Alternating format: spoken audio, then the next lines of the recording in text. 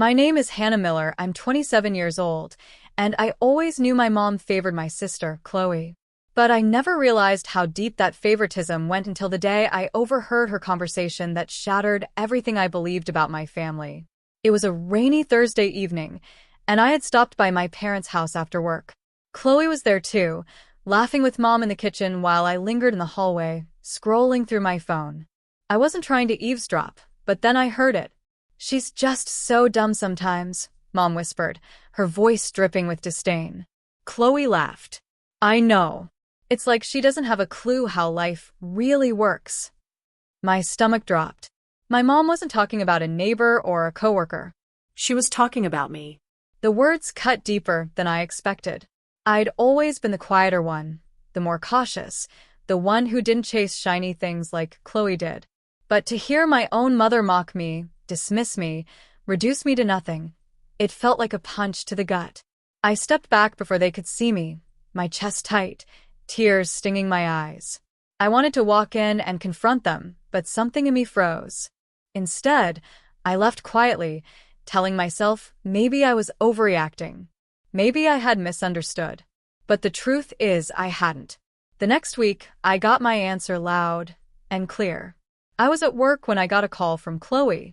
"Hey, just so you know, Mom and I are hosting my engagement party at your place on Saturday. You'll be there, right?" I blinked in shock. "At my place? Since when?" "Oh, don't worry," she said breezily. "It'll be fun. You don't have to do anything. We'll handle everything. Just make sure the house is clean." The line went dead before I could even argue. I sat there, stunned. They hadn't asked. They hadn't even given me a choice. They had decided on their own that my house, the one I had worked so hard to afford, was just another stage for Chloe's big moment. And suddenly, Mom's words echoed in my head. "She's just so dumb sometimes." This wasn't an accident. This was how they saw me. The daughter too dumb to fight back. The sister too weak to stand up for herself. But as I sat there, something inside me shifted. Because I wasn't dumb, and I was about to prove it.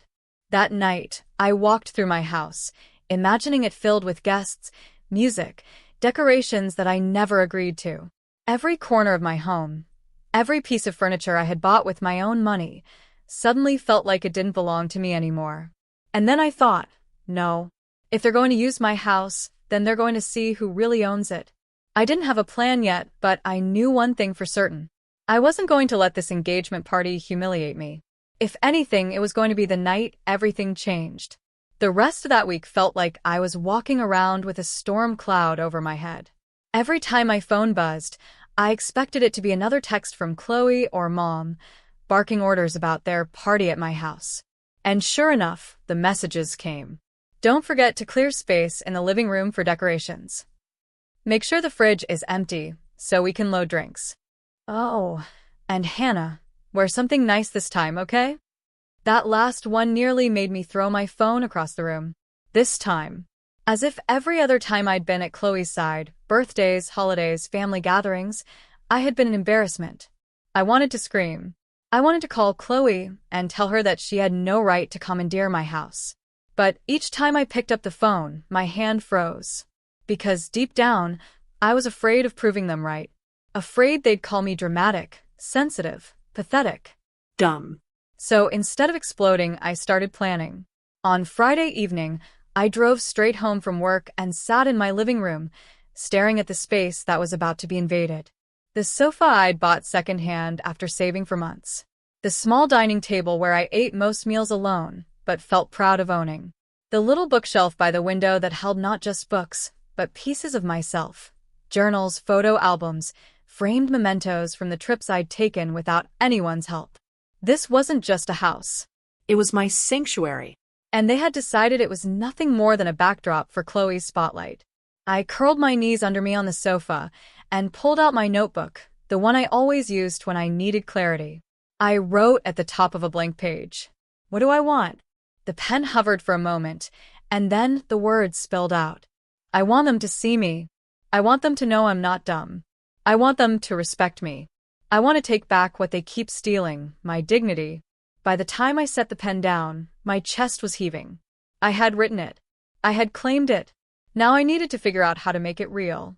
Saturday morning, Chloe showed up unannounced, dragging 2 huge shopping bags behind her. "Move this couch," she said as soon as she walked in, not even bothering with a hello. "We need more space for people to mingle." I stared at her, my jaw tightening. "Chloe, this is my couch." She rolled her eyes. "Relax, Hannah. It's just for tonight." She started pushing the couch without waiting for me. And as I stood there, watching her rearrange my living room like it was her personal stage, I felt something snap inside me.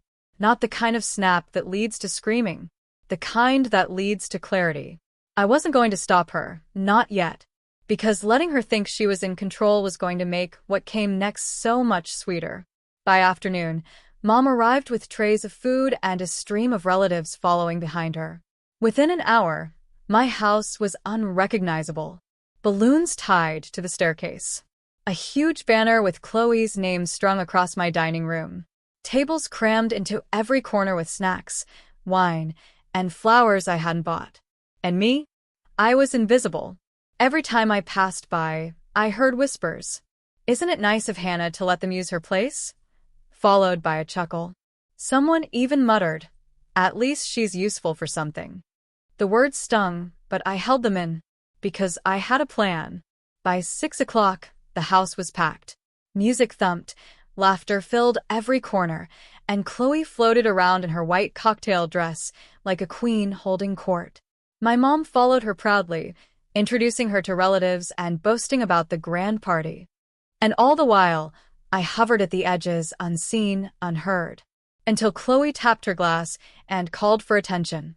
"Thank you all for being here tonight," she beamed. I couldn't have asked for a better place to celebrate this moment. My amazing fiancé, my wonderful family, and of course, my incredible mom who made all of this possible. The room erupted in applause. Not one word about me. Not one acknowledgement that it was my house. My chest tightened, and for a second, I thought I might crumble. But then, I remembered my notebook. I want them to see me. And in that moment, I knew exactly what I had to do.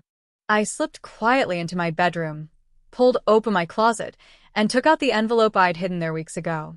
The one with documents I had never thought I'd use. The mortgage deed. The receipts with my name. The proof that every square inch of this house belonged to me, not Mom, not Chloe. Me.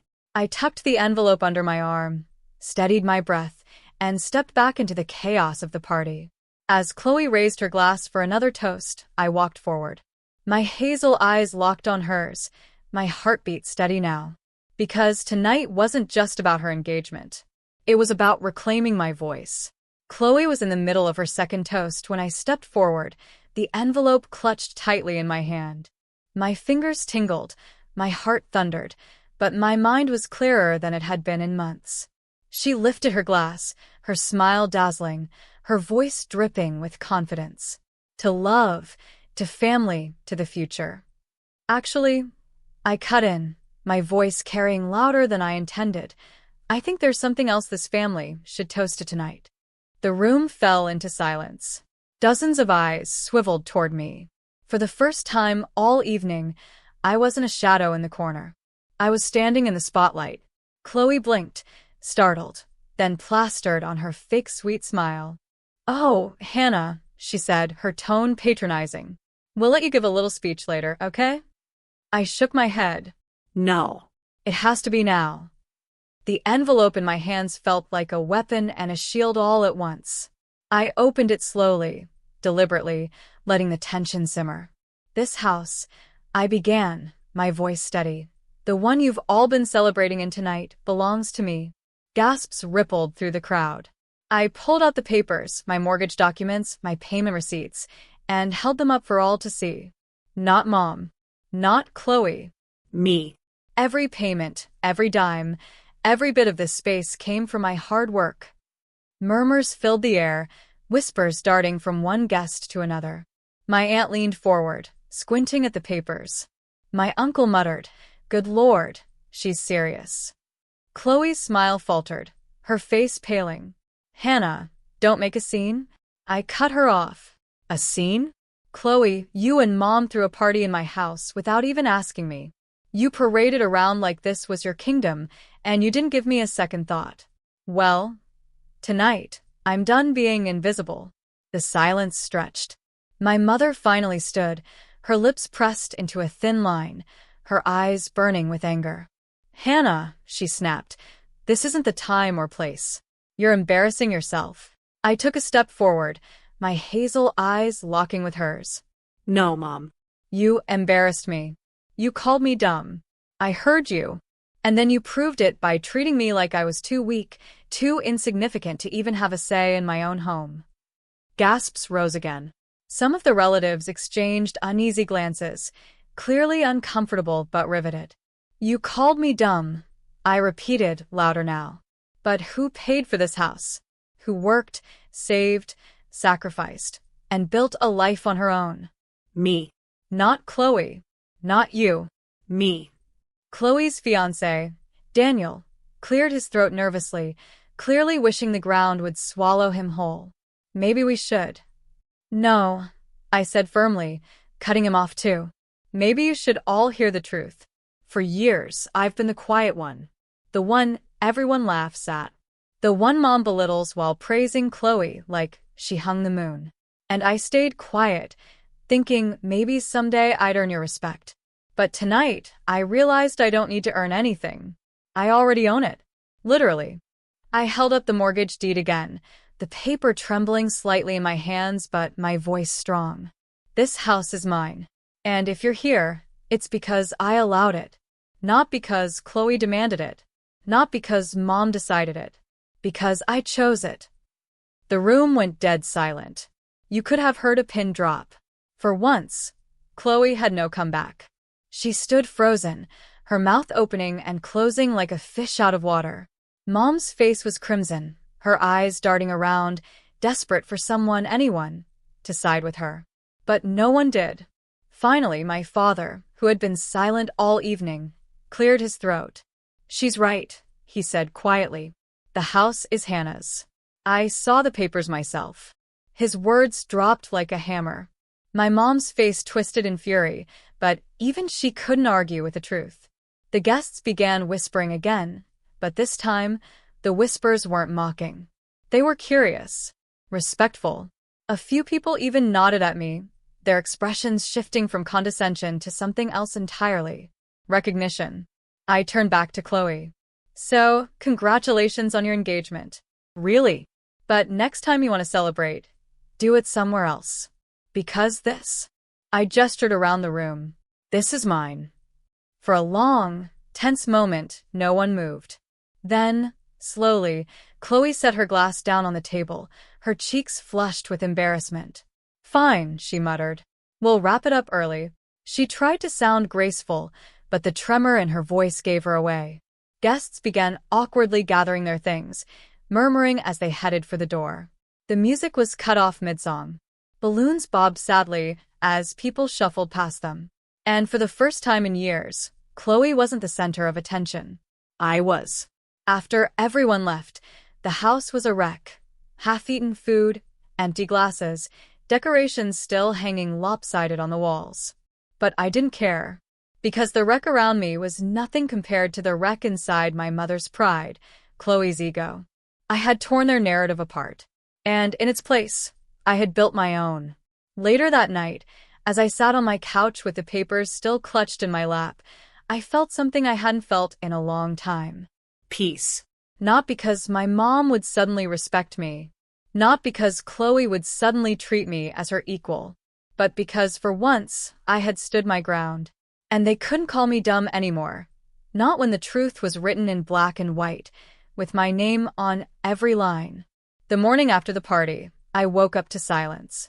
My house was still a mess, streamers hanging from the curtain rods, half-empty wine glasses on the coffee table, sticky plates stacked high in the kitchen sink. But for the first time, I didn't feel like the mess defined me. The real mess wasn't my house. It was my family. My phone buzzed on the counter as I made coffee. I didn't even need to look at the caller ID to know it was my mother. Hannah, she snapped the moment I answered. What you did last night was unacceptable. You ruined Chloe's engagement party. I leaned against the counter, sipping my coffee. No, Mom. What ruined Chloe's party was your arrogance in assuming my house was yours to use. You embarrassed us in front of everyone, she hissed. People were whispering, Hannah. They think we're a broken family now. I let out a humorless laugh. We've always been a broken family. The only difference is now they see it. There was a sharp intake of breath on the other end. For once, she didn't have a quick comeback. Instead, she muttered, You've always been so ungrateful. Ungrateful. That was her word for me daring to tell the truth. I hung up without another word. By noon, my sister Chloe showed up. She didn't even knock, just barged in, her high heels clacking against my hardwood floors. You humiliated me, she said, arms folded across her chest. I set my coffee cup down and raised an eyebrow. You humiliated yourself by throwing a party in a house you don't own. Her cheeks flushed. You could have just let me have my night, Hannah. Just once. You could have stayed quiet. I stepped closer, my hazel eyes steady. I've stayed quiet for years, Chloe. While Mom praised you, mocked me, and used me. While I overheard the two of you laughing about how dumb I am. I stayed quiet when Mom begged me for money, when you took credit for things you never earned. But not anymore. I'm done being silent. Her lips parted, shock flickering across her face. You heard that? Yes, I said firmly. And every word burned into me. But you know what? That night saved me. Because it reminded me that silence only feeds your power. And I'm done feeding it. For the first time, I saw something in Chloe's eyes I'd never seen before. Fear. Later that week, the fallout became clearer. I went to the grocery store, and one of my aunts spotted me in the produce aisle. She hesitated, then approached. You were brave, she whispered. We all knew your mother favored Chloe, but none of us realized how far it went. You did the right thing. Her words warmed me, but they also made me ache. Because if everyone knew, why hadn't anyone said anything sooner? Why had I been left to fight alone? But then I realized, maybe they were all just as afraid of Mom's wrath as I had been. And maybe my stand had cracked something open, not just for me, but for everyone else too. At home, I began reclaiming my space. I tore down the leftover decorations. I scrubbed the sticky plates and glasses. I rearranged the furniture the way I wanted it, not the way Chloe had demanded. Each act felt symbolic, like I was peeling away the layers of disrespect that had suffocated me for years. This wasn't just a house anymore. It was a statement. A reminder that I wasn't dumb, weak, or invisible. I was strong, capable, independent. And they would never take that away again. Of course, Mom didn't stop trying. The next Sunday, she cornered me at my parents' house, where Dad had asked me to drop off some mail. You think you're so clever, she said bitterly, waving around papers like you're better than us. But you'll always be second to Chloe. Always. I looked her straight in the eye. Maybe in your world, but not in mine. And I walked out, leaving her standing in the doorway, seething. In the weeks that followed, Chloe avoided me. She stopped calling, stopped texting, stopped showing up at my house uninvited. I heard through the grapevine that her friends teased her about the engagement party disaster. Apparently, she had become the subject of gossip, her perfect image cracked. And my mother? She was quieter now. She still made digs when she could, but they no longer landed the way they used to. Because now I saw them for what they were, desperate attempts to hold on to control she no longer had. One night, as I sat on my couch with my journal, I wrote something that felt like the truest thing I'd ever put on paper. I used to think my mom's approval defined me. But the truth is, her disapproval freed me. Because once I stopped chasing it, I found something better. Myself. As the words dried on the page, I smiled. For once, I wasn't writing out of pain. I was writing out of power. By the time summer rolled around, the story of Chloe's engagement party disaster had made the rounds through the entire family. What Mom had hoped would be the highlight of Chloe's picture-perfect life had become a cautionary tale whispered at reunions and dinners. And me? For the first time, people were looking at me differently. Not as the quiet sister. Not as the dumb one. As the woman who finally stood up. At work, things were picking up too. My boss asked me to take the lead on a new project, something that would have terrified me months ago. But now, after standing in front of my entire family and refusing to shrink, work felt different. I had a voice and I knew how to use it. Even my coworkers noticed. "You seem more confident these days, Hannah," one of them said over coffee.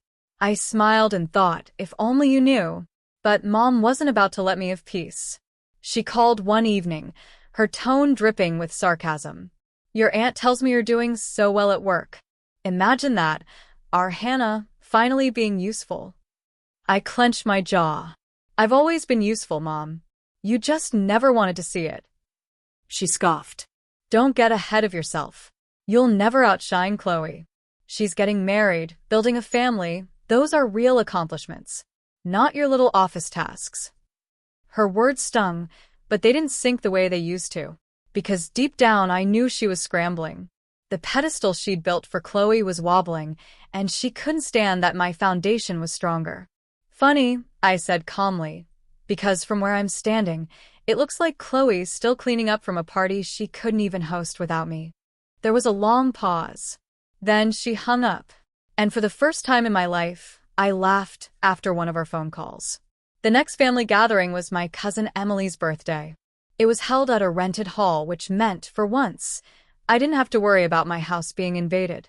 The moment I walked in, I felt the shift. People greeted me warmly, asked about my work, even pulled me into conversations instead of leaving me on the sidelines. My aunt leaned over during dinner and whispered, "Don't let your mother get to you. We see you now." The words nearly brought me to tears. Of course, Chloe couldn't stand it. Halfway through the evening, she raised her glass and said loudly, "I just want to remind everyone that Daniel and I are getting married in a few months. We're so grateful for all the love and support."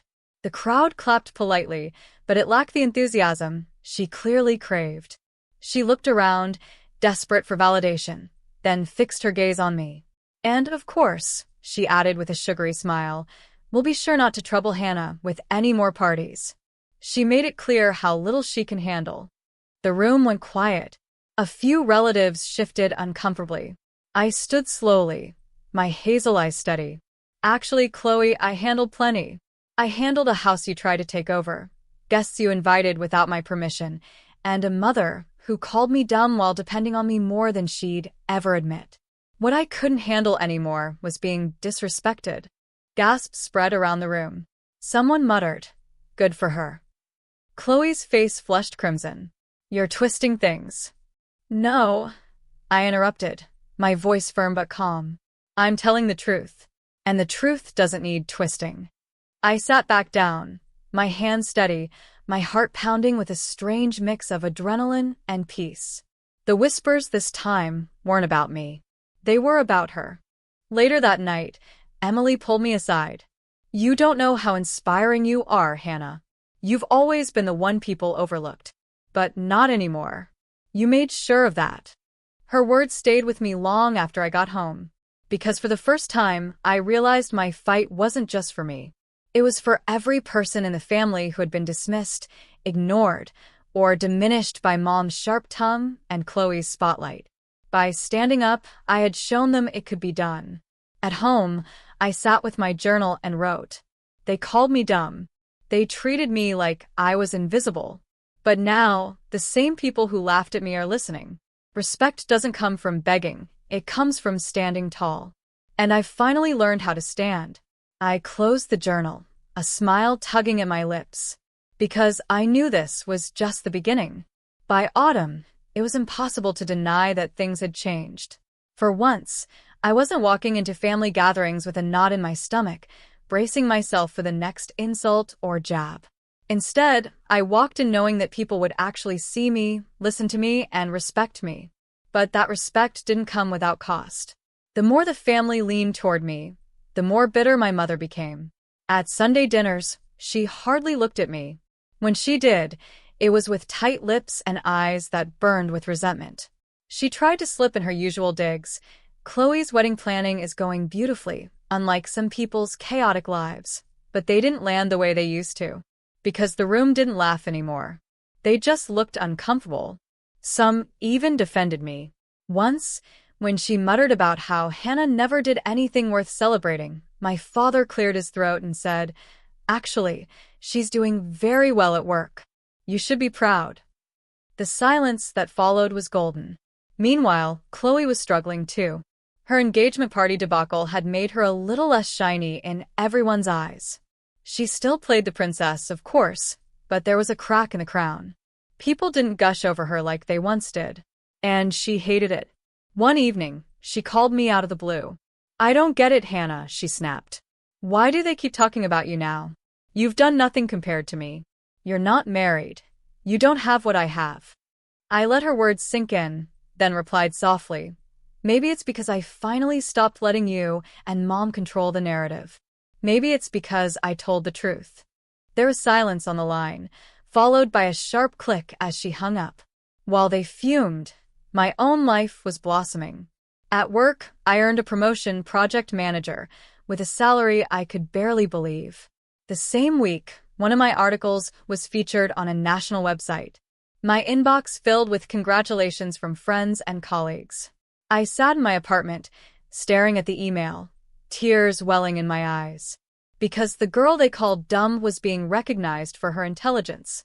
The daughter they mocked was being respected by strangers who valued her voice.